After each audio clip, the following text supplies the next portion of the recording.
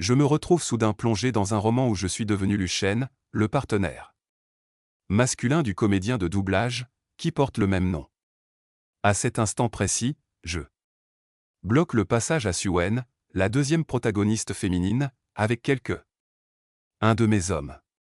Elle est plaquée contre le comptoir, et la bande de Blue et Wire qui l'entoure éclate de rire.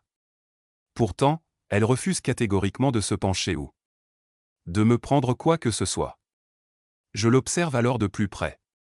Son corps est incroyablement mince. Ses longs cheveux noirs et soyeux tombent à plat sur ses épaules.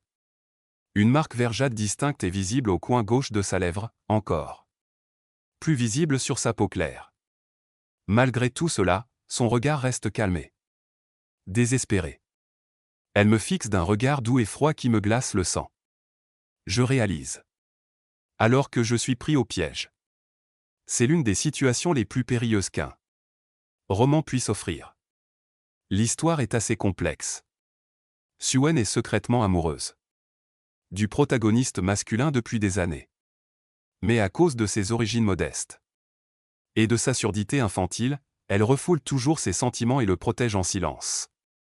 Pendant ce temps, Méni Luchan, le fils éloigné d'une riche famille, est obsédé par le protagoniste masculin et le harcèle même en public. Lorsqu'il rejette mes aveux devant tout le monde, je décide, furieuse, d'arrêter Suen. Mais ce n'est pas le plus dangereux. Le plus terrifiant, c'est que dans l'histoire originale, aujourd'hui, la grand-mère de Suen fait soudainement une crise d'hypertension. Parce que j'ai arrêté Suen. Elle n'arrive pas à temps à la maison. Sa grand-mère ne peut pas être emmenée à l'hôpital et, finalement, la vieille dame meurt. En apprenant cela, Suen me considère comme son pire ennemi. Puis, lorsqu'elle découvre que j'engage aussi le protagoniste masculin, elle use de sa main de fer pour réussir. Après quoi, elle ruine toute l'entreprise familiale, me met en faillite et finit par me faire emprisonner. Et aujourd'hui, le jour où ma chute totale est sur le point de commencer, je vois son beau visage. Il n'y a qu'une distance de souverain entre nous. Si je m'avançais un peu plus, je pourrais effleurer ses lèvres. Mais, me souvenant de l'allure royale de Luchan à l'origine, je recule aussitôt. Un garçon derrière moi s'exclame, surpris. « Frère Chen, qu'est-ce qui se passe? Tu n'as même pas encore fait tes osselets. » Un autre rit, « À quoi bon être si rapide? Un jour, elle viendra te demander des osselets. » À ces mots, Zafar éclate d'un rire sonore. Mais le visage de Suen reste impassible, comme si les personnes devant elle, ses conversations, et tout le reste, lui était indifférent. Zafar ramasse son sac à fleurs et quitte la ruelle sans un mot. Je fixe son sac fin et solitaire qui disparaît lentement dans un virage. Je me retourne et m'éloigne. Mais après 2 pas, je pense soudain à sa grand-mère. Plus j'y pense, plus je m'inquiète. Soudain, je sens quelque chose glisser sous mes pieds. Je baisse les yeux et réalise que c'est le badge d'étudiant de Suen. Je le ramasse. Aussitôt, je renvoie tous mes petits frères et monte dans la voiture familiale. Je dis au chauffeur de faire demi-tour. Allons chez Suen tout de suite. Pendant tout le trajet, je suis inquiète, me demandant si quelque chose est arrivé. La voiture s'arrête près de l'ancien immeuble de mon oncle. Je sors précipitamment. Et, en regardant devant moi, j'aperçois Suen. Elle sent quelque chose et se retourne, prise de panique à ma vue. « Que faites-vous ici ?» me demande-t-elle. Aussitôt. Je veux m'assurer de l'état de sa grand-mère. Mais, pris de panique, je laisse échapper des paroles incongrues, je ne vois rien. Je vous ai suivi. Suen me fixe en silence pendant quelques secondes.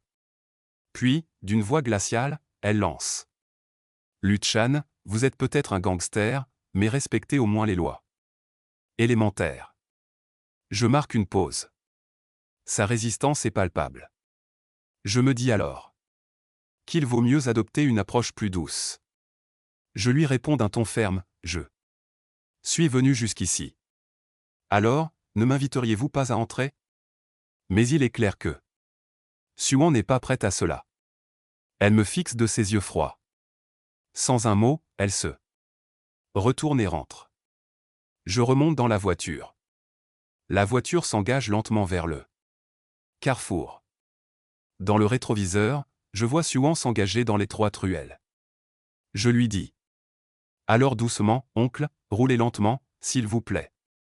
Je commence aussitôt à compter les minutes mentalement. Une dizaine de minutes plus tard, des voix paniquées retentissent soudainement de la ruelle. Il y a quelqu'un? À l'aide. Appelle une ambulance, Suan, dis-je, comprenant immédiatement que c'est exactement ce qui s'est passé. Je me précipite et les aide à se rendre à l'hôpital. Peu après, le médecin sort et déclare « Vous avez eu beaucoup de chance. Si cela avait duré 20 minutes de plus, le patient aurait été en danger. » À ces mots, je pousse un soupir de soulagement. Enfin, mon calme de musulman a disparu. Je paie avec joie les frais d'hospitalisation, espérant que cet argent expiera certains de mes torts passés envers Suan. Dans la réalité, Luchan, dans le roman, est un jeune homme qui a été volé par ses parents. Il est en 3e année de lycée. Mais sa carte bancaire contient plus d'argent que je n'en ai jamais vu de toute ma vie, même en grandissant dans un foyer d'accueil. Je dépense sans hésiter. Parce que c'est ma vie maintenant, et dépenser de l'argent ici ne me dérange pas. En retournant dans la chambre, je vois Suan partir. Elle se lève lentement, appuyée contre le mur, la tête légèrement baissée. Il fait nuit. Une odeur de désinfectant flotte dans le couloir du foyer, et la lumière blanche des plafonniers dessine les contours de sa silhouette frêle. Franchement, quiconque verrait ce visage serait perplexe. Pas étonnant que Luchan, le romancier, soit obsédé par elle. Suan me regarde lentement. Elle sent mon regard et se tourne vers moi. J'ai déjà payé les frais d'inscription de ta grand-mère, dit-elle doucement. Merci. Je te rembourserai dès que possible. Mais la famille de Suban est dans une situation désespérée. Sa grand-mère est là, seule à vivre avec elle, et c'est une lycéenne brillante qui s'apprête à passer son baccalauréat. Où va-t-elle trouver autant d'argent? Ses notes sont tellement bonnes qu'elle pourrait entrer dans la meilleure université. Mais dans l'histoire originale, cet incident l'empêche de bien se préparer à ses examens. Elle finit par rater son concours d'entrée et ne peut pas se rendre à l'université, et c'est de ma faute. Il ne reste que 3 mois. Quoi qu'il arrive, je dois m'assurer que Suan puisse se préparer sereinement à ses examens. Mais Suan est têtu comme une mule. Qui sait ce qu'il pourrait faire pour récupérer son argent? J'y réfléchis, et Zafar dit « Inutile de te rembourser. » Elle me regarde et se tait. Je lui dis alors « Considère ça comme une récompense. Tu seras ma tutrice. » Suan est visiblement sous le choc. Après tout, la Luche d'origine n'avait probablement jamais ouvert un livre de sa vie. Zafar ajoute « Désormais, tu feras mes devoirs tous les jours. De plus, tu assisteras à 3 cours par semaine, d'1 heure minimum chacun. Qu'en pensais-tu? Un problème? Mes véritables intentions sont claires comme de l'eau de roche. Suan hausse légèrement un sourcil. Saisissant l'occasion, je me penche un peu plus en avant et dis, avec un sourire en coin, « Ou tu peux être ma petite amie, si tu veux. » À ces mots, Suan recule d'un pas, créant une distance entre nous. La froideur de son regard se fait encore plus manifeste. Mais elle sait exactement laquelle des 2 options choisir. Elle répond doucement, du vendredi au dimanche à 21 heures, après les révisions. À ces mots, je ressens une immense joie. Mais celle-ci s'évapore le lendemain dès que j'entre en classe. Tu savais? Hier, Luche a fait sa demande à cette fille et elle l'a éconduite sans ménagement. J'en mourrais de rire. Elle a jamais regardé sa conscience en face? Pourquoi Suna l'aimerait-elle? Tu as raison. Il rêve. À ces mots, quelques garçons assis à proximité éclatent de rire. L'un d'eux croise mon regard. Son visage se décompose instantanément et il saisit le garçon à côté de lui par la main pour le faire taire. Le rire cesse aussitôt. Puis l'un des garçons esquisse un sourire forcé et dit « Frère Lu, te voilà ». Son visage trahit clairement sa nervosité, car l'image de Luchan dans la fleur est désastreuse.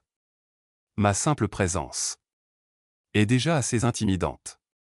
Mais je les ignore et traverse l'allée jusqu'à ma place au dernier rang. Je jette mon sac sur la table. Soudain, un garçon se tient à la porte de la classe et dit « Luche, le directeur Gouan vous appelle ». À ces mots, un souvenir me revient. Je l'avais complètement oublié. Dans l'histoire originale, quelqu'un s'était plaint au professeur après que Suvan ait été harcelé.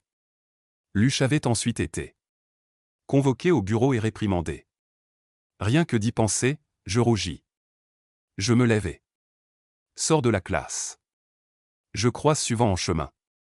Il a un pansement au coin de la lèvre. Je lui jette un coup d'œil rapide et me dirige vers le bureau. Je demande au garçon qui m'accompagne, pourquoi le professeur m'a-t-il appelé? Il répond, tu le sauras en arrivant. À ces mots, je me tais. Mais après quelques pas, je me retourne et vois un grand garçon debout devant Suvan.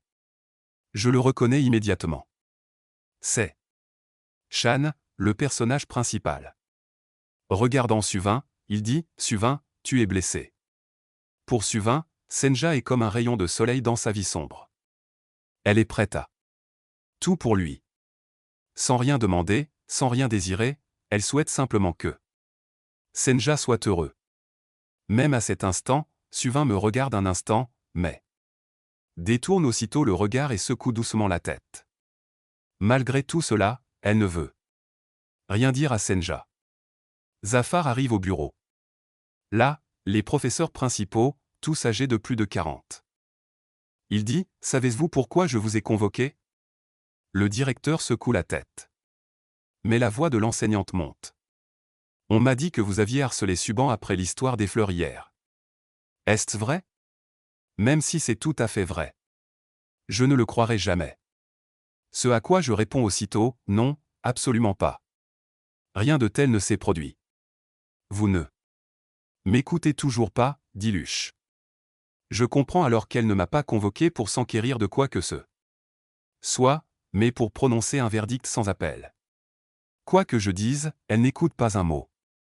Puis elle dit, vous séchez les cours tous les jours et vous trouvez des excuses. Maintenant, montez sur scène et faites votre compte rendu. Je réponds aussitôt, Monsieur Chu, je n'ai vraiment rien fait. Ce à quoi elle répond, vous n'y croirez pas, n'est-ce pas? Eh bien, si vous amenez quelqu'un qui puisse témoigner pour vous, alors je vous croirai. En entendant cela, je revois les visages de mes frères, ces gens qui ne sont pas dans le coup, venus au bureau témoigner pour moi. Et je perds connaissance. Cette fois, ce n'est pas moi, vraiment. Personne ne peut témoigner pour moi. Soudain, pourrait s'échapper. On frappe à la porte. Une voix douce et froide se fait entendre. Je me retourne et c'est Suvan qui se tient devant moi. Elle dit, je peux témoigner pour eux. Je suis complètement abasourdi. Je n'aurais jamais imaginé que Suvan viendrait à mon secours au moment le plus critique. Mais la professeure principale fronce encore plus les sourcils. Puis elle dit, Chouan, si quelqu'un t'a fait peur ou t'a menacé, ne t'inquiète pas. L'école et la professeure sont là pour toi. Suvan secoue doucement la tête. Personne ne m'a menacé. La professeure demande alors. Pourquoi des élèves t'ont-ils vu avec lui après les cours hier? Suban marque une pause de quelques secondes. Puis elle dit, il avait des difficultés en cours. Alors il m'a demandé de l'aider. En entendant cela, les yeux de la professeure principale s'écarquillent et elle me regarde avec suspicion. En fait, n'importe quel professeur aurait cru voir un fantôme. Mais Suman m'a déjà ouvert la voie, et je n'ai d'autre choix que de me retirer. Je réponds aussitôt.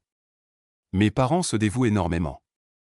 Je pensais que si je réussissais mes examens, peut-être qu'ils seraient contents et ne partiraient pas. En disant cela, je suis furieux contre ces parents radins qui m'ont lié à ce corps. En réalité, le père de Luche est un homme très riche. Il a épousé ma mère plus tard. Maman est très belle, mais elle a subi une grave hémorragie lors de ma naissance et a failli mourir. Mes parents sont très jaloux de moi, car ils n'ont qu'un fils. En entendant cela, la professeure principale affiche une expression étrange. Après un moment, elle dit « C'est bien d'aider tes camarades, mais les examens d'entrée à l'université approchent à grands pas. Ne sacrifie pas tes études.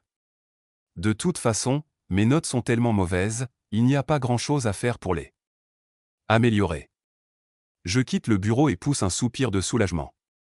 Soudain, une voix s'élève derrière moi. « Frère, que s'est-il passé? Le professeur t'a trop grondé? » Je me retourne et reconnais l'un de mes jeunes frères de la veille. Son regard se pose sur Suan, à côté de moi. Elle se met immédiatement en alerte et se place entre nous.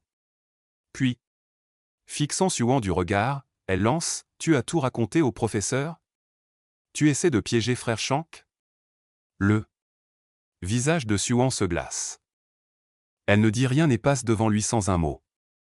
Je m'empresse alors de lui dire « Joa, arrête de dire des bêtises. » Je vois qu'elle est sur le point de s'énerver contre Suan.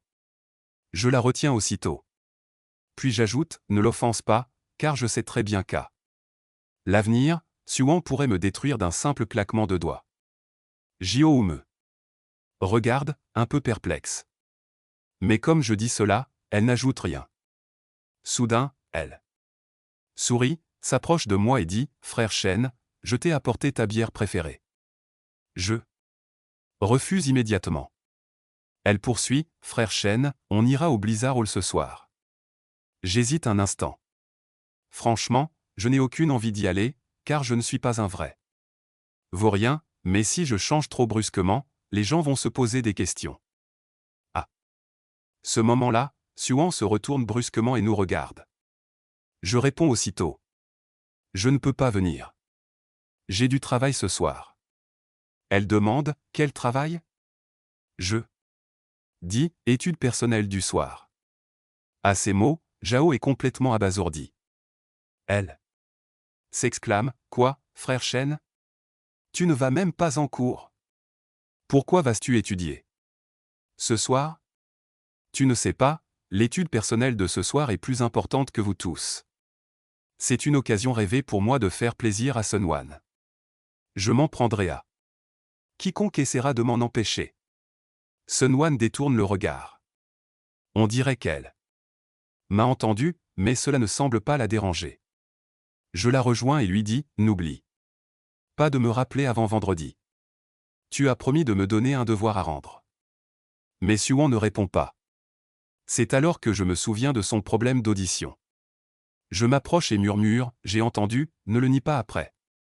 Suan finit par hocher légèrement la tête. Je retourne en classe avec elle. Mais l'atmosphère reste pesante toute la journée. Tous les élèves me regardent d'abord. Zafar observe Suan. Leurs visages sont empreints de curiosité et d'interrogation. Mais moi, complètement incertain, je retourne à ma place. De toute façon, le plus dur est fait. Maintenant, je dois monter sur scène et écrire une critique. Soudain, le garçon assis devant moi se retourne et me demande « Pourquoi le proviseur t'a-t-il appelé? Il t'a grondé ?» Je le regarde et lève légèrement les sourcils. C'est Lemming, le frère le plus proche de Luchan. En fait, on pourrait plutôt le qualifier de suiveur. La famille de Lemming est très pauvre. 6 personnes vivent dans une petite maison. Ce milieu a fait de lui quelqu'un qui manque cruellement de confiance en lui et qui cherche constamment à plaire aux autres. Il vit avec Luchan depuis sa première année de lycée. Il fait ses devoirs à sa place, falsifie ses autorisations d'absence et couvre les professeurs. En bref, Luchan est si dépendant de Lemming parce qu'il est toujours là, s'occupant de tout dans son dos. C'est pourquoi Luchan lui fait une confiance aveugle. Mais en réalité, Léming est opprimé et harcelé par Luchan depuis des années. Une haine couve depuis longtemps dans son cœur, qu'il finit par déverser. Dans l'histoire originale, lorsque les hommes de Suan capturent Luchan, Léming prévient délibérément les parents de ce dernier, provoquant ainsi leur accident de voiture. Puis il me demande, comment savais-tu que le professeur allait te gronder? Je réponds, je ne sais pas, il ajoute alors. Je posais justement la question à Keju. Tu as fait le lit à Suan hier. Beaucoup de gens le savent. Mais tu me l'as confié toi-même. À ces mots, je me laisse tomber en arrière sur ma chaise. Hm. Zafar, dis-je, même si tu le sais, à quoi bon? De toute façon, tu l'as avoué toi-même en public. Tu as failli le lâcher devant tout le monde. Ce genre de choses n'arrive pas facilement. Léming perçoit peut-être la froideur dans ma voix, et il change aussitôt de sujet. Zafar dit, au fait, j'ai oublié de rapporter ton devoir. Hier. Je ne l'ai pas encore rédigé. Je le ferai plus tard. Je dois l'admettre, il est vraiment intelligent. Il fait tout pour Luchan, pourtant. Mais quand il s'agit d'interrompre ou de harceler quelqu'un, il ne s'excuse jamais. La même chose s'est produite hier. En fait, Luchan n'a su qu'à sa mort que son cher frère aimait aussi Suan. Et quand il voit Luchan agir ainsi avec Suan, sa haine s'intensifie. Je repousse sa main, lui prends le devoir et le pose directement sur le bureau de Suan, au premier rang. Puis je dis, je n'ai pas encore rédigé ce devoir. Un silence de mort s'installe dans la classe. Suan tourne la tête et me regarde. Elle m'observe en silence. Je la regarde. À mon tour et fait un petit geste. Sans dire un mot, Suan ramasse ma feuille et la glisse sous son livre de physique. Elle est justement en train d'étudier la physique. Pour elle, les questions de ce niveau sont un jeu d'enfant. Elle trouve sans doute les réponses d'un seul coup d'œil, sans trop réfléchir. Soudain, Li Jin Young, surpris, s'exclame, « Pourquoi lui as-tu demandé de prendre ses devoirs ?» Je le regardais. Répond, « Tu demandais juste pourquoi le proviseur me cherchait. » J'esquisse un sourire et ajoute. « Bien sûr, parce que je lui ai dit que je m'entraînais avec Suan. Suan n'a rien fait de mal. » Il me lance un regard légèrement menaçant, et je réalise que j'ai un peu exagéré. Je m'arrête alors et conclus, et, on est tous dans la même classe, on plaisantait. Bref, après l'incident d'hier, je sais que Suan ne suivra pas mes conseils pour des broutilles pareilles ou pour un simple avantage. Mais il est évident que Suan et moi ne nous entraînons jamais ensemble. Cela rétablit ma réputation, et Léming se retrouve pris entre deux feux. En résumé, je perds une pierre d'un seul coup. Je jette un coup d'œil à Léming depuis le bord du terrain. Il semble pousser un soupir de soulagement, mais son visage reste marqué. Il se retourne discrètement et se met à préparer quelque chose. Je sors alors mon manuel et commence à parcourir ce livre. Flambant neuf. Cela me donne une drôle de sensation, car au fond, je suis encore en deuxième année d'université. Qui aurait cru que je lirais tranquillement un roman dans ma chambre d'étudiant, et qu'à peine réveillé, je devrais repasser le concours d'entrée à l'université? Et le pire, c'est que, Dieu sait, j'ai déjà rendu tous mes cours du lycée. Maintenant, la question se pose. Après une journée entière de cours, même après avoir parcouru tout le livre, je suis épuisé. Alors je me laisse tomber en arrière sur mon bureau. Soudain, quelqu'un frappe à la fenêtre. Frère CHAN. J'ouvre un œil et regarde dehors. Joao est là, avec ses petits frères Chan, allons jouer. La dernière fois, c'était vraiment ennuyeux. En entendant cela, je comprends qu'il est venu m'inviter à rejoindre le groupe. S'il y a vraiment un lui ici, si c'était Shen, je serais fou de joie. Mais le problème, c'est que je ne suis pas lui. Je le regarde et dit, comme les bonbons que je t'avais demandé d'apporter, et Jao, d'un geste brusque, attrape son t-shirt et dit « Ah oui, au fait, prends ça. » Zafar me tend un sac. En le regardant, je réalise qu'il a acheté 2 boîtes. Mais l'instant d'après, je regarde à l'intérieur. Zafar le fixe droit dans les yeux et dit « Oh, je t'avais demandé d'apporter du sucre. Qui t'a dit d'apporter des raisins ?» Zhao me regarde, perplexe, et dit « Frère Chan, tu préfères cette marque, non ?» À ces mots, je me reprends intérieurement. Il est clair que l'image de Luchan ne va pas changer du jour au lendemain. Alors je prends une grande inspiration et dis « Je n'aime plus ça. » Tu comprends? Ce à quoi Zhao répond aussitôt « Frère Shen, attends une minute. Je vais me changer tout de suite. » 10 minutes plus tard, il pose une boîte de bonbons fruités sur mon bureau. Je le regarde et dis « Bon, vous devriez y aller. Il est déjà 9h. Je dois aller à la salle d'études. » Je prends mon sac et sors. Notre salle d'études se trouve au premier étage du bâtiment Jichung, construit par l'université pour les étudiants de dernière année. Zhao et les autres me suivent. Frère Shen, tu es vraiment un bon camarade d'études. Je le regarde et réponds, bien sûr, je suis sérieux. Et oui. Ne m'apportez plus de cigarettes. Je vais manger des bonbons. À ces mots, Jiao, surpris, demande, Frère Shen, qu'est-ce qui te prend? J'ouvre un bonbon et le mets dans ma bouche. Soudain, quelqu'un derrière nous, l'air perplexe, demande, Sunwan. N'aime pas ça? Tout le monde éclate de rire. Il faut dire que Sunwan est vraiment rapide et stylé.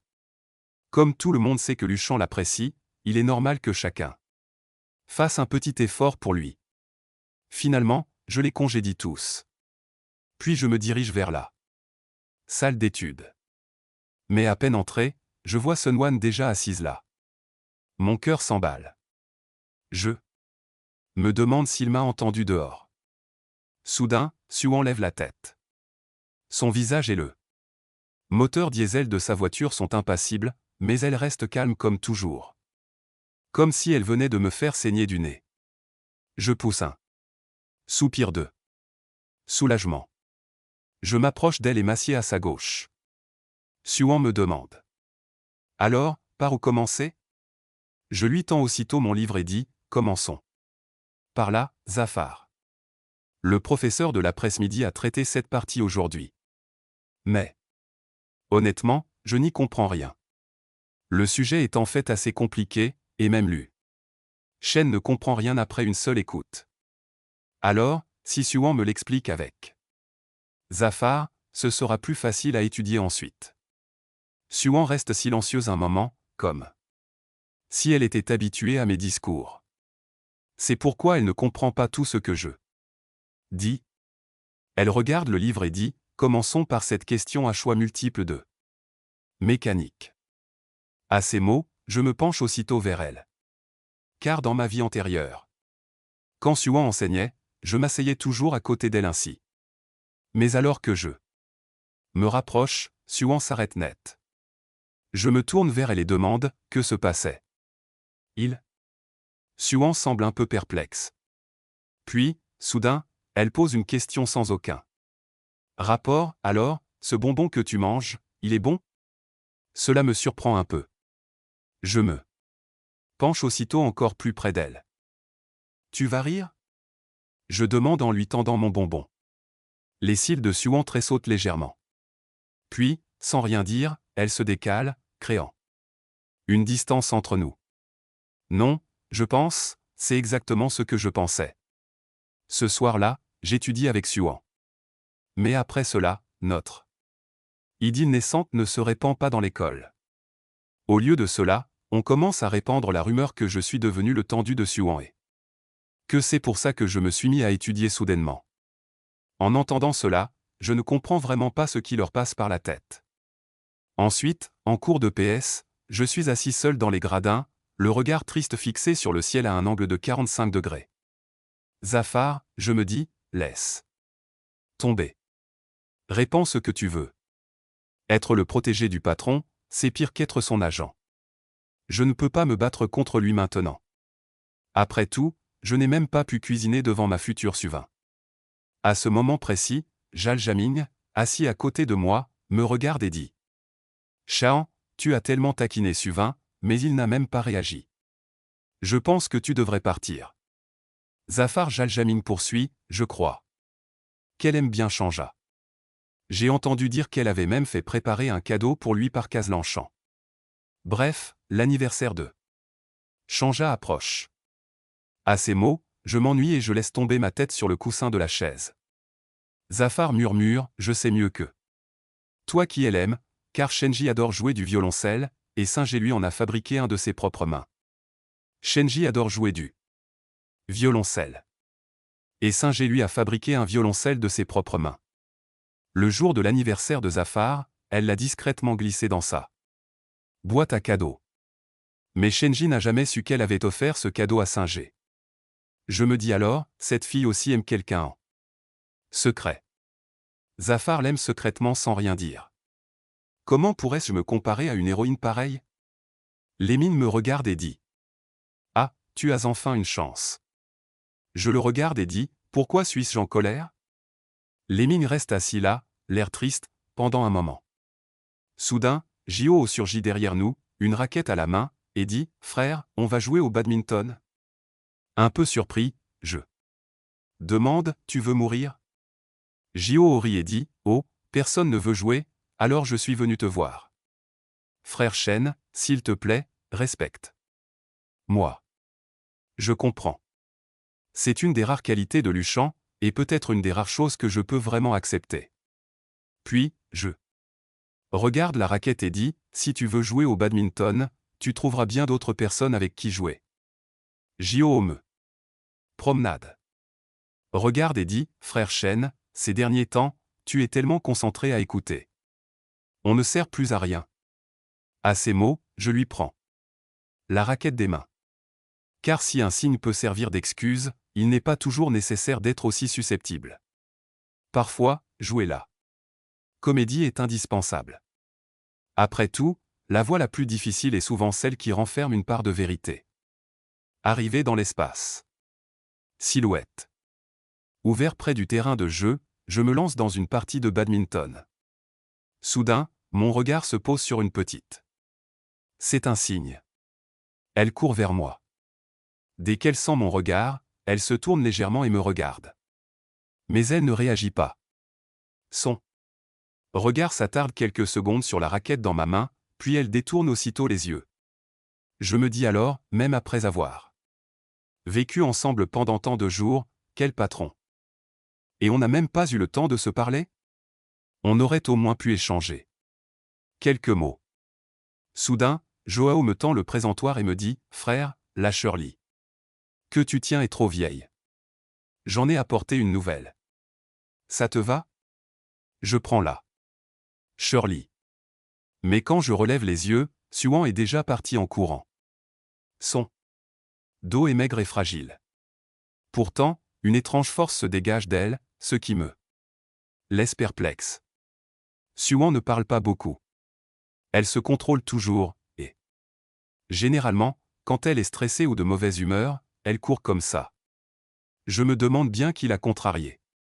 Soudain, des acclamations retentissent du terrain de basket voisin, comme si quelqu'un criait. Je jette un coup d'œil et aperçois une jeune fille qui effectue un panier en 3 temps. Ses mouvements sont si fluides qu'elle provoque des cris d'enthousiasme. C'est l'héroïne, Son Weiwei, et la partenaire officielle de Shenzhe. Ses résultats sont toujours décevants. Sa date de mariage était à peu près la même que la mienne, et elle avait eu tellement de petits amis cons. Aurait pu remplir des tables. Mais même un type aussi coincé que le recteur Shenzhe de manquer l'appréciait. À vrai dire, Son Weiwei était plutôt charmante, tandis que Suan paraissait toujours froide et distante. La regarder inspirait toujours une certaine distance.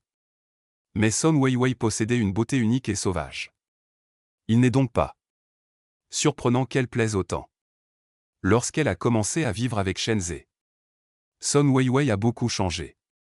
Cependant, à cause du milieu familial et de leur différence de pensée, il leur a fallu des années pour s'entendre, et ce n'est qu'alors qu'ils ont tissé des liens solides. Zafar a fait se retourner le gérant et a aperçu Shenzhe, debout derrière la foule. Il ne s'est pas approché, se contentant d'observer Son Weiwei de loin. Même un idiot aurait pu voir la ressemblance frappante sur son visage. Après cela, j'ai joué au badminton avec Zuao pendant un moment, et Zafar s'est arrêté et s'est assis à l'écart. Mais ensuite, mon regard est passé de Zafar à Suban. Elle court toujours sans relâche. Le vent lui décoiffe les cheveux et son uniforme bleu délavé souligne sa taille fine. Je me demande comment cette fille a une telle endurance. Mais il est clair qu'elle n'est pas de bonne humeur. Et elle a le code secret. Elle a dû remarquer que Shanzi ne cessait de regarder Son Weiwei.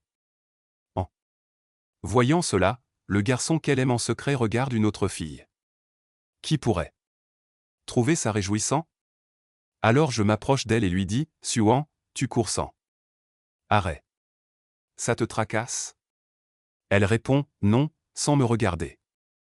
À ces mots, je me dis, comment pourrais-je la croire? Après tout, je travaille avec le patron depuis si longtemps que j'ai fini par avoir un certain sens de l'observation. Je la regarde et lui demande, pourquoi es-tu contrarié? Dis-moi, je vais te conseiller. Soudain, Suan lève la tête et me regarde. D'une voix froide, elle dit, conseiller, ça ne vous regarde pas. En entendant cela, j'ai soudain l'impression que sa voix est encore plus froide qu'avant. Comme si elle n'était pas seulement contrariée, mais véritablement blessée. Après tout, elle ne peut que regarder Chance de loin, alors que plus tard, Chance et l'héroïne seront ensemble. C'est étrange d'imaginer ce qu'elle ressentirait dans une telle situation. Tout en réfléchissant, je ne peux m'empêcher de dire, je n'aime pas Chance. Vous deux, vous ne pourrez jamais être ensemble. Mais avant même d'avoir fini ma phrase, j'entends soudain un bruit comme un vent violent derrière moi. L'expression de Suan change brusquement. Elle me saisit immédiatement le poignet et me repousse. L'instant d'après, un craquement retentit. Des cris et des bruits sourds résonnent tout autour. En baissant les yeux, je vois un ballon de football au sol, près de moi. Je comprends alors que le ballon venait de foncer droit sur moi et que Suan a pris l'initiative de me sauver. Après une longue attente, le médecin sort. Je demande aussitôt, comment va Suan? Est-ce grave? Le médecin répond, le ballon allait très vite. Heureusement qu'elle vous a rattrapé avec son sac. Sinon, vous seriez à l'hôpital. Mais ne vous inquiétez pas trop. Elle n'a qu'une blessure légère. On lui mettra de la pommade dans quelques jours et elle ira mieux. Ces mots me soulagent. Un peu. Mais je ne suis pas encore complètement tranquille. Si quelque chose arrivait au patron, je ne pourrais jamais le rembourser de toute ma vie. Zafar dit, je veux la voir, et avant que le médecin puisse dire quoi que ce soit, j'entre. Suan, ça va? Elle marque une pause car Suan est en train de se changer. Mais ma voix résonne soudain. Son sac blanc est fin et devant elle, et une légère marque bleuet visible près de sa belle omoplate. Zafar se retourne dès qu'elle entend ma voix. L'instant d'après, on me pousse dehors. Puis, je reste planté là, complètement hébété. Pendant quelques secondes. Au bout d'un moment, la porte s'ouvre et Suan sort. Zafar, je brise le silence, ça va? J'entends sa voix froide, ça va. Sa voix me ramène à la réalité. Mais l'instant d'après, c'est le vide total. Luchan, qu'est ce que tu viens de faire? Zafar répond rapidement, bon, d'accord. Je voulais juste savoir si ça allait, c'est tout. Mais je ne sais pas pourquoi. La colère qui m'habite s'intensifie. Zafar murmure, merci pour tout ce qui s'est passé aujourd'hui. Elle ne répond rien, et je reste un instant perplexe. Zafar la regarde. Elle a l'air parfaitement normal, n'osant pas croiser son regard. Mais je distingue clairement le symbole bleu sur son sac et le présage qui l'entoure. Une légère odeur amère flotte dans l'air. Je ne sais pas pourquoi. Puis je me souviens de la façon dont elle m'a repoussé et sauvé. Et le léger parfum de jeunesse qui émanait d'elle à ce moment. La reste gravée dans ma mémoire. Je la regarde et dis doucement, « Sun, tu n'aurais pas dû faire ça. J'ai aidé ta grand-mère à payer ses frais médicaux tout à l'heure. Mais ce n'était pas grand-chose pour moi. Tu n'as pas à la remercier comme ça. Car la Suan de l'époque n'avait rien d'autre qu'elle-même.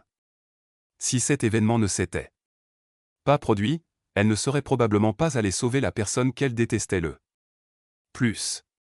Suan reste longtemps silencieuse, au point que je commence à me demander si je n'ai pas dit une bêtise. Elle dit doucement, « Tu te fais trop de soucis. » Je savais ce que je faisais. Je n'ai besoin de l'avis de personne. C'est un peu déconcertant. En l'entendant, je ressens une étrange lourdeur au cœur. Je ne sais pas si c'est à cause de ses paroles ou de sa voix, car nous étudions ensemble depuis si longtemps, et il ne m'a pas parlé aussi. Soudain, je me souviens que c'est la même patronne avec qui je ne devrais absolument pas me frotter. Je pense à sa blessure. Il ne reste qu'un mois avant le concours d'entrée à l'université. Elle a besoin de temps pour se remettre. Je lui dis doucement, « Zafar, prends soin de ta blessure et ne viens pas à la réunion d'études pendant un certain temps. » Elle répond aussitôt, « Non. » À ce moment précis, la voix de Jio retentit derrière nous. « Frère Chan, elle a fait tout ça pour toi, et tu lui as dit qu'il n'y avait rien entre vous deux. » Jio me regarde, abasourdi, et les autres, derrière lui, me regardent également avec surprise. L'un d'eux dit, « On l'a tous vu te repousser et te sauver. » Ce ballon n'était pas léger du tout. L'autre ajoute, « Frère Chan, si une fille fait ça pour toi, qui pourrait refuser? Elle doit t'aimer. » Je les regarde d'un air irrité et leur dis, « Pourquoi vous commérez autant? Je peux vous le dire, pourquoi n'allez-vous pas en parler au président? Après tout, il est encore très jeune et je ne le connais pas vraiment. Les gens comme Sun n'aiment pas faire de favoritisme. Je l'ai tellement aidée par le passé, mais elle n'en a jamais parlé. Pourtant, elle s'en souvient certainement très bien. D'ailleurs, les autres ignorent à quel point elle aime juger les règles, mais moi, je le sais. Je leur dis alors, « Frère Chan, tes tests se sont beaucoup améliorés cette fois-ci. Si ça continue comme ça, tout se stabilisera. » Puis je ris et ajoute, « Enfin, sauf pour Sun. » Il me demande alors, « Frère Chan, qu'est-ce que tu veux? » Je réponds, « Je n'ai pas encore atteint mon objectif. » Il y a un peu de vantardise, je l'avoue. Mais Sun est la principale raison de mes progrès fulgurants. Elle explique tout très clairement et avec une patience infinie. Il m'arrive de lui poser plusieurs fois la même question, mais elle ne s'énerve jamais et continue de me l'expliquer. Encore et encore. Je me dis alors que pour Joe et les autres, même 400 points, c'est déjà super. 500 points, c'est être un élève d'excellence. À mon retour à la maison, je reçois encore plus de compliments. Mes parents sont ravis de me voir. Ma mère me dit, « Je savais qu'il aurait notre Achan. Regarde, Achan a tellement changé ces derniers temps. » Puis elle s'assoit à côté de moi et me dit, « Ne te mets pas trop la pression. Tu comprends? Si tu es fatigué, on sera vraiment triste. » Ce à quoi papa répond, « Mais si tu as besoin de quelque chose, dis-le-moi. » Je fronce légèrement les sourcils et dis, « En fait, je me suis rendu compte récemment que les études ne sont pas aussi difficiles que je le pensais. » Ce à quoi papa répond, « Tout ce que tu veux, papa fera tout son possible pour que tu l'obtiennes. » En entendant cela, une image claire et simple me traverse l'esprit. Alors je dis doucement, « Les examens d'entrée à l'université approchent à grands pas, je veux trouver un tuteur pour ma dernière année. » Je dois l'avouer, mon père est assez excentrique. Le lendemain même, il amène un célèbre médaillé d'or comme tuteur. Et à partir de ce jour là, je ne mets plus jamais les pieds dans la salle d'études. Pourtant, nous sommes toujours dans la même classe et nous nous voyons tous les jours. Mais pour une raison inconnue. Une étrange distance commence à s'installer entre Suan et moi. Un jour, Leming me demande nonchalamment, il s'est passé quelque chose entre vous deux. Mais je n'ai pas voulu répondre. Puis, je me dis, chaque instant, chaque seconde avant le concours d'entrer à l'université est précieux. Suan rêve d'intégrer une grande école. Si je lui fais perdre son temps à cause, je vais y arriver. Je mets fin à ma conversation sur le champ. À ce moment précis, Suan arrive par derrière et passe devant moi. Je la regarde, perplexe. Son visage est complètement impassible. Comme si rien ne l'intéressait. À cette vue, je pousse un soupir de soulagement. Zafar réprime l'étrange sensation qui le tenaille au fond de son cœur, une douleur lancinante. Je sors alors une autre feuille de papier. Je la lui tends, et Zafar se met à écrire. Et voilà, un mois passe. Puis arrive le jour des examens d'entrée à l'université. Quelqu'un en classe propose d'organiser une fête pour les élèves de première. Mais ma plus grande surprise, c'est quand Jalanchin en personne s'approche de moi. Elle se tourne vers moi et me dit, « Luchan, vous allez à la fête ce soir, n'est-ce pas ?» Je suis un peu surpris. Elle a peut-être perçu mon hésitation. Elle hausse les épaules et dit, « Après le bac, chacun suivra son propre chemin. Comment peut-on les laisser partir comme ça ? Ils partiront tous, tu devrais venir aussi. Il faudra bien que tu participes un peu. » Elle a tellement parlé que je ne peux plus résister. Il y a une foule immense à la fête. L'ambiance est électrique, bruyante et animée. Je sirote mon jus, ma mangue à la main.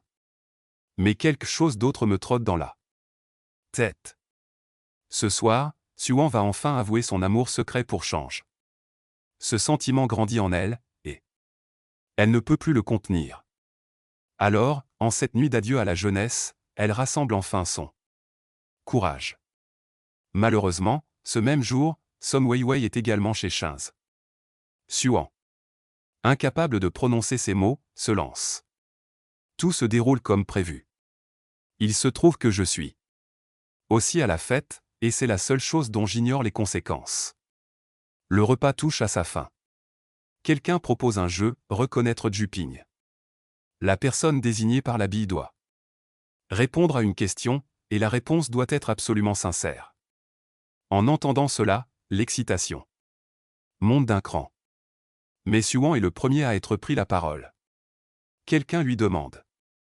Shiva, Suan, est-ce que quelqu'un vous plaît ? Un brouhaha s'élève dans la loge.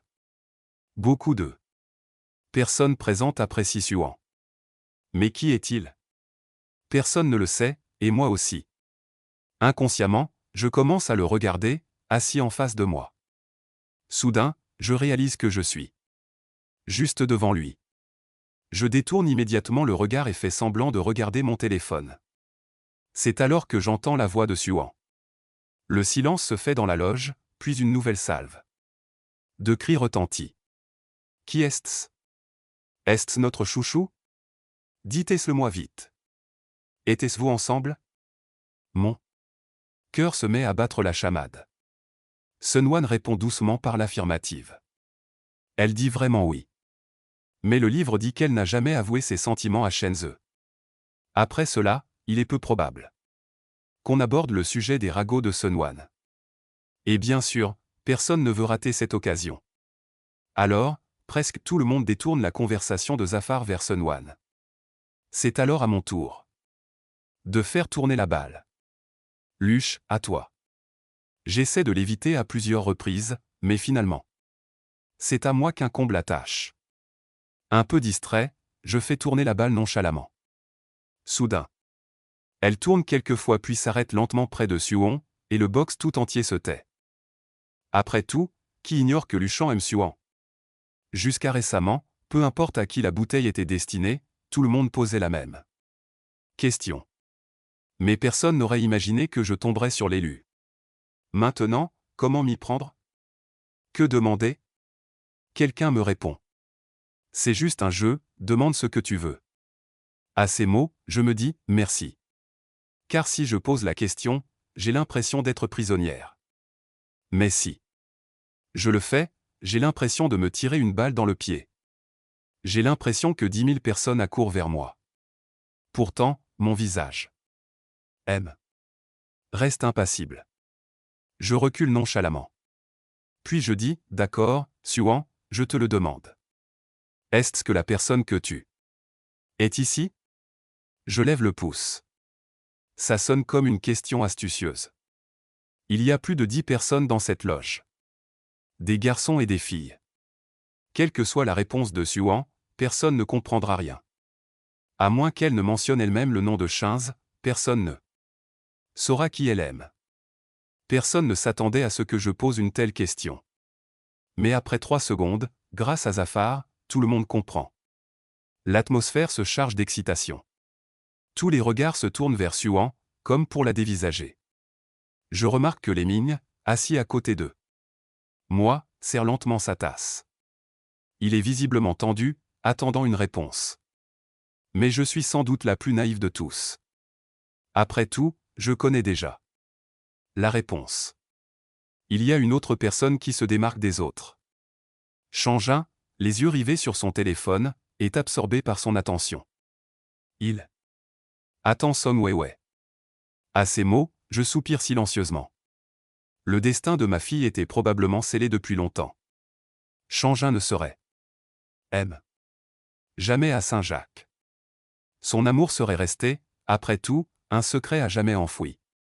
Après un moment de silence, quelqu'un prend soudain la parole avec enthousiasme. Qui est-ce? Je pars. Est-ce que Swan va enfin se confesser? À ces mots, mon cœur s'emballe. Je la regarde. Mais je remarque. Alors que Suan fixe Shanz. Son regard est vide et concentré. À cet instant, je suis incapable de comprendre ce que je ressens, même si je connais déjà la réponse. Pourtant, une étrange pression m'envahit la poitrine. Pourquoi cette fille est-elle si têtue? Je lui avais pourtant dit de ne pas aimer Shanz. Pourquoi s'obstine-t-elle autant? Soudain, mon portable vibre. Je baisse les yeux, c'est un message de Joe. Il savait que j'étais en pause déjeuner avec la classe. Il a écrit, on lui a dit qu'on serait un peu en retard. On se retrouve plus tard. Je réponds, désolé, mais amis m'attendent. Je pars. Profitez bien de votre déjeuner. Sur ces mots, je ne regarde plus Suan. Je me lève et quitte la salle. Jio Aoele. Autres ont choisi un stand de barbecue. Je n'y avais jamais rien mangé de spécial auparavant. Je pensais qu'en venant ici, je serais peut-être un peu maussade. Mais je ne m'attendais pas à ce que, même après être arrivé, mon humeur soit aussi mauvaise. J'ai bu 3 bières d'affilée. À ce moment-là, Jio Ao m'a regardé et m'a dit, frère Shen, les examens d'entrée à la fac sont terminés aujourd'hui. C'est un jour si important. Pour nous, alors pourquoi as-tu l'air si contrarié? Je l'ai regardé. C'était vraiment un problème pour lui aussi. Même quelqu'un qui mangeait un curry d'agneau n'avait pas le temps de penser à moi. Il le prend. Il rit et dit, allez, frère Shen fait maintenant officieusement partie de notre groupe. De vrais candidats au concours d'entrée à la fac. Ce à quoi un autre garçon répond, frère Shen a tellement maigri ces derniers mois. Un autre encore dit, vous avez passé la matinée à manger au stand comme des cantiniers et vous avez pris 5 kilos chacun. Ce à quoi Jio Ao répond, j'ai commandé tout ça pour frère Shen. Même s'il l'a gratuit, ça m'est égal. De toute façon, il ne mange pas, je dis doucement, rien. Il a peut-être un petit creux. Après le concours. Jao s'empresse alors de dire, frère Shen, allons jouer au jongleur. Ça fait longtemps que tu n'as pas joué. Je ne sais pas pourquoi. Mais ce jour-là, j'avais vraiment envie d'une partie de Blizzard. J'étais peut-être juste très irrité. Je vais au Tchang en Blizzard Hall. Avec Joao et les autres. Dès que j'entre, je me dirige directement vers le canapé. frère Chan? Dis-je, tu ne joues pas? À ce moment-là, un type aux cheveux blonds s'approche de nous. C'est le patron ici, et il connaît bien l'Ushnak. Il me regarde, rit et dit, que est-ce qui se passe? Il a rompu? Je le fixe du regard et dis, c'est vous qui avez rompu. Toute votre famille a rompu. Il rit encore plus fort. Zafar dit, on dirait bien. Allez, je vais vous guider. Mais il y aura des frais. Compris. Les gens qui traversent une rupture sont très dangereux, plaisantait-il, et il s'éloigne lentement. Jiao et les autres ne me dérangent pas. Ils commencent à jouer de leur côté, et je reste assis sur le canapé, ennuyé, à les regarder. À ce moment-là, la passion de Suan a dû s'éteindre, elle aussi. J'y pense. Soudain, mon téléphone s'allume. Un appel d'un numéro inconnu. Un peu surpris, je vois Zafar décrocher. Un bref silence s'installe à l'autre bout du fil. Jiao s'écrie, eh bien, frère Shen, comme prévu. L'appel était automatique. Irrité? Je demande, pourquoi criez-vous? Les autres éclatent de rire. Leur voix s'apaise, mais Zafar continue d'entendre du bruit derrière lui. Je fais 2 pas et me réfugie dans un coin. Soudain, une voix glaciale retentit à l'autre bout du fil, Luche, on a perdu quelque chose te concernant. Je m'arrête net. C'est son téléphone. Elle m'a appelé elle-même. Je fouille rapidement mes poches. Et là, je réalise, oh non, mon portefeuille. Je m'exclame aussitôt, excusez. Moi. Je viens de m'apercevoir que vous avez mon portefeuille. Où était-ce-vous? Je vais le chercher. Elle répond, je suis encore dans le même couloir. Je dors juste ici. J'ai vraiment tout oublié ce jour-là. J'essaie de m'expliquer auprès de Zuao et des autres. Ils essaient de m'accompagner. Mais je dis, non, je dois juste prendre mon portefeuille. Il est déjà tard. Je rentre directement. Après. Vous jouez. Zafar prend le taxi et se dirige vers l'hôtel. Au loin, j'aperçois une femme. Mince debout sur le bord de la route. Elle dort. Lorsqu'elle se tourne, la lumière des lampadaires projette une douce lueur chaude sur son visage. Son visage, marqué par le temps, paraît encore plus doux sous cette lumière, et pour une raison inconnue, à cet instant précis, j'ai l'impression que mon cœur s'est glacé. Je respire lentement, sors du taxi et m'approche d'elle. Je dis, excusez. Moi de vous avoir fait attendre si tard. Était-ce-vous arrivé si tard? Ce à quoi elle répond. Doucement, non, nous venons de terminer. Mais je comprends le sens caché de ces paroles. Tandis que j'écoute, It's over, une seule pensée me traverse l'esprit, ce n'est pas fini. Je pense à Zafar. Que s'est-il passé après mon départ? A-t-il confronté Shenza? Vraiment? Mais en réalité, je ne pose pas cette question et je ne dis pas merci. Sans vous, j'aurais peut-être perdu ce portefeuille. Alors je me contente de légèrement. Elle me tend son portefeuille, et mes doigts effleurent accidentellement le bout de ses doigts. Ali est maintenant bien au chaud. Les mains de Zafar sont un peu froides. Je retire aussitôt les miennes. Et je la remercie. Ce à quoi elle répond doucement, ce n'est rien, vous avez un peu trop bu. Suna ne dit plus rien. Le travail est terminé. Normalement, nous devrions partir. J'aurais dû. Je reste silencieuse pendant 3 secondes. Puis je l'appelle. Suan. Je marque une pause. Je vous le dis, j'ai probablement du mal à marcher correctement. Pouvez-vous m'emmener jusqu'au carrefour? Pourriez-vous me déposer là-bas? La route est un peu étroite par ici. La voiture du chauffeur ne pourra probablement pas entrer complètement. Non, où trouver le courage? Soudain, je fais un demi-pas vers elle. Zafar. Je dis doucement, eh bien, je n'ai probablement plus aucune force. Pourquoi ne pas vous appuyer un peu sur votre épaule? Laisse tomber un moment. Luchan ne dit jamais ça.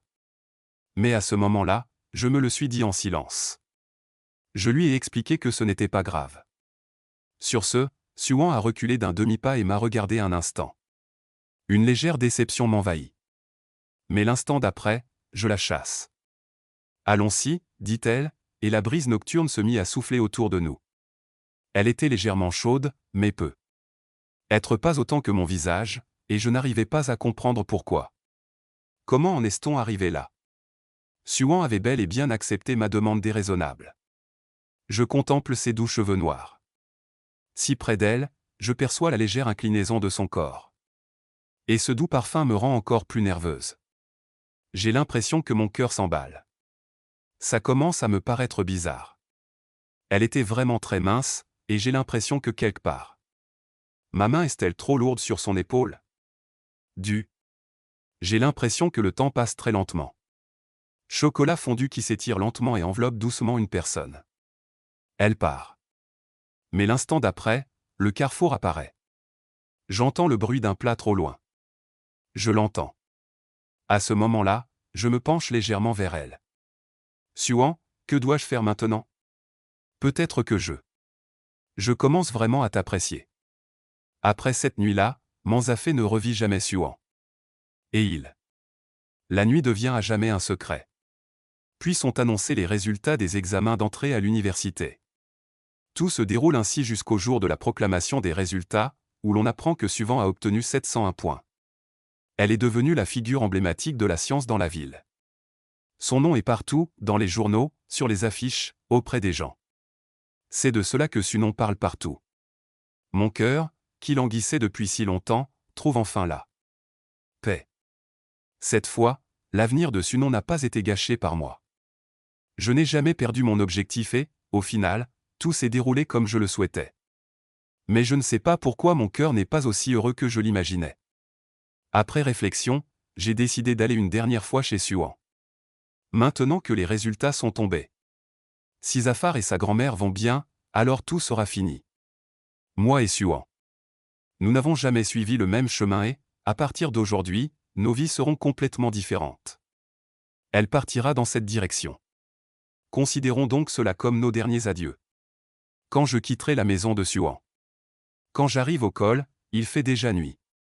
Mais dès que j'arrive à Mangali, je vois un groupe de personnes autour de Suan.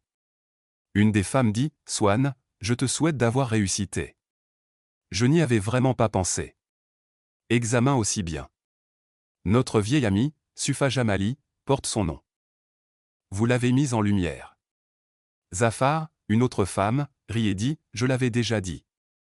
Cette fille gagnera beaucoup d'argent plus tard. » Regardez, maintenant, tout c'est vérifié. Un homme dit alors, « Chouan, vous avez ramené un marché formidable cette fois-ci. Le propriétaire doit être très gentil. Votre cousine se marie et nous sommes à court d'argent. Pourquoi ne nous donneriez-vous pas un peu d'argent d'abord?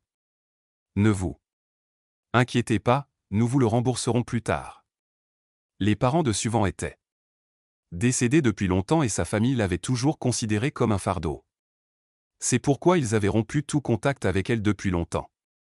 Mais lorsque Suvan a réussi, ces mêmes personnes sont revenues vers elle et ont recommencé à la harceler sans cesse. Mais à ce moment-là, pour la première fois, j'ai vraiment compris à quel point Suvan avait dû souffrir, enfant. Sa vie n'avait jamais été facile. Suvan me tourne le dos. Je ne peux pas voir son visage. Puis elle dit doucement, « Je n'ai pas d'argent. » En entendant cela, leur visage se transforme. À ces mots, une femme s'écrie, « Tu dis que tu n'as pas d'argent? Qui va te croire? Suivant, on t'a bien eu. Maintenant que tu as réussi, tu ne nous reconnais même plus. » Mais Suivant continue de les ignorer. Soudain, un homme d'une vingtaine d'années la bouscule violemment. « Tu te la joues? » lançait-il. Suivant recule et heurte le mur. Je m'avance aussitôt et demande, « Que est-ce que vous faites? » Les passants se mettent à nous regarder. Suivant se retourne brusquement et me fixe. Un instant, la honte et la détresse transparaissent dans ses yeux, et l'homme qui l'a bousculé me dévisage. Zafar regarde Suivant et m'adresse un sourire étrange. Alors, tu as enfin trouvé une jeune prodige, s'exclamait-il. À ces mots, le visage de Suvan se fige. Ça ne me regarde pas. Dis-moi ce que tu veux, rétorque-t-elle sèchement. L'homme rit et dit, ça ne me regarde pas. La montre à son poignet a l'air de valoir une fortune, et vous dites que vous n'avez pas l'argent. Zafar me regarde et dit, si vous ne l'avez pas, il paiera pour vous. Je le regarde froidement et dis, vous avez l'œil très vif. Mais malheureusement, vous ne connaissez absolument rien à la loi. Savez-vous combien d'années de prison est encouru pour extorsion?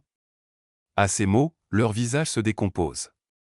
L'instant d'après, l'homme s'avance vers moi, furieux. Il dit, vous êtes arrogant. Sans un mot, je lui donne un coup de pied dans le dos. Je n'aurais jamais cru lever la main sur quelqu'un pour la première fois de ma vie. Je n'aime pas les ennuis, mais je n'en ai pas peur non plus.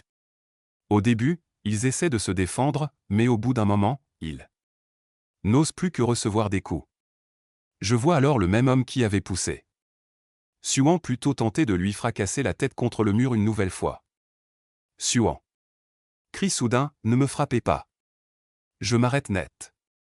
J'entends alors des gens courir dehors. L'instant d'après, Joao entre avec des amis. Il lance à haute voix, quitte à embêter, frère Chan.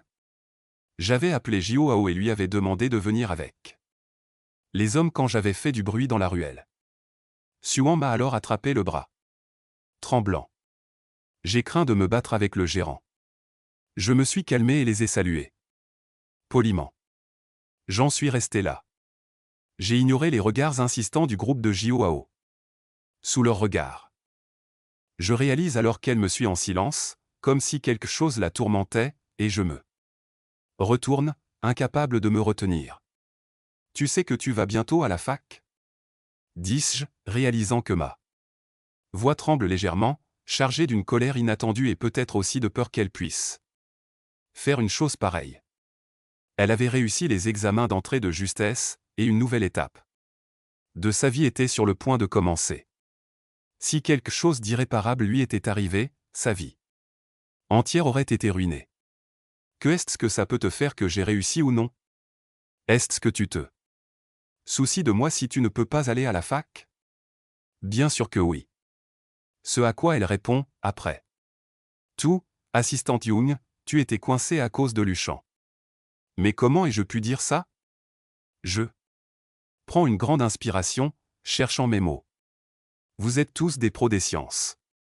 De toute façon, nous sommes camarades de classe, et je serai là pour vous plus tard. Je devrais aussi compter sur vous. Et le reste? Suban sort quelque chose de sa poche et me le tend. C'est une carte bancaire.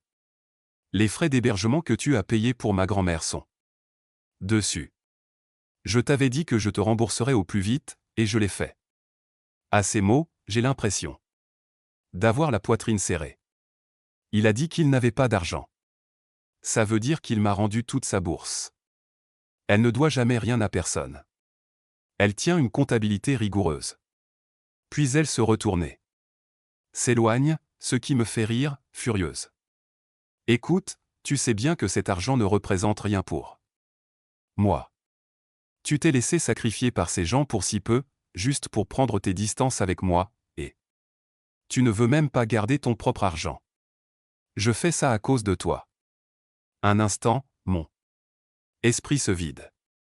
Je me fiche de ce qu'ils me font, mais toi, tu es différente. Un silence s'installe entre elles.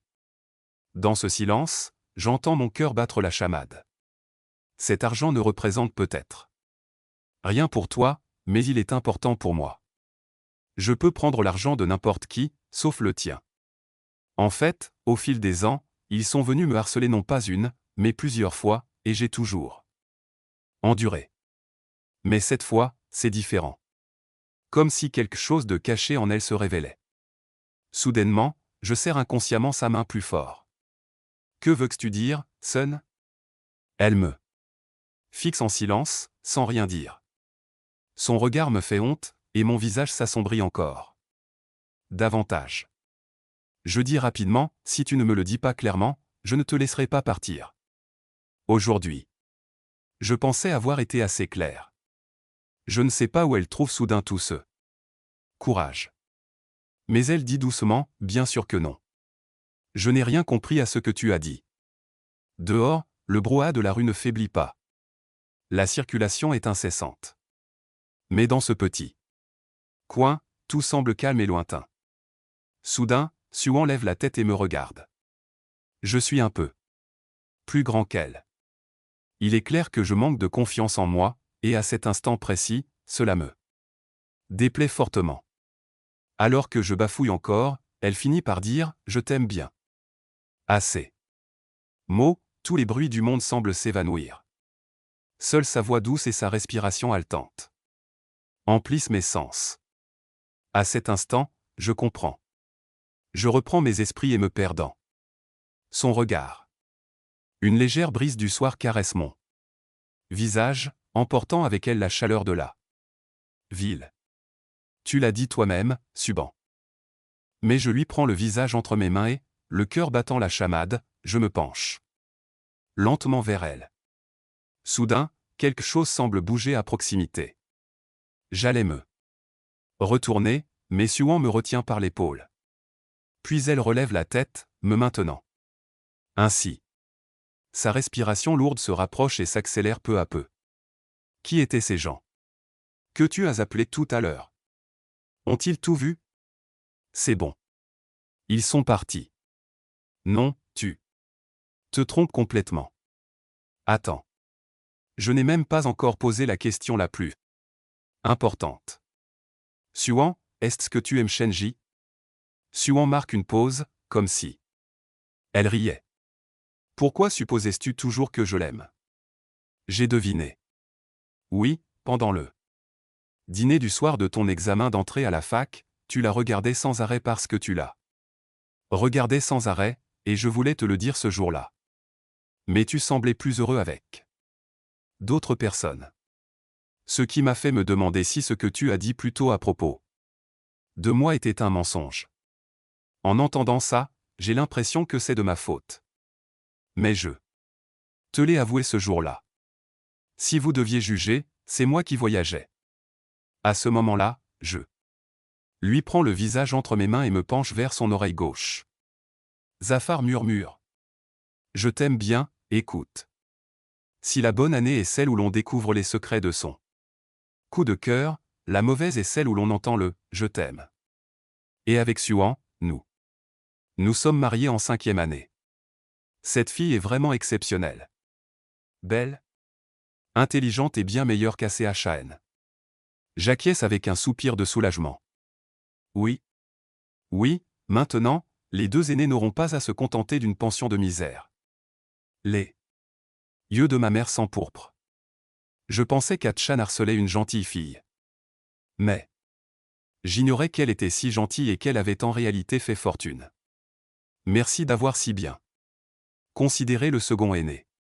Au mariage, Joao et tous les autres trinquent joyeusement.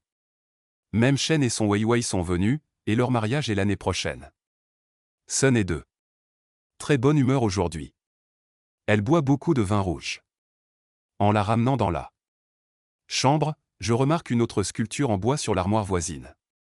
C'est une sculpture représentant un jeune couple marié.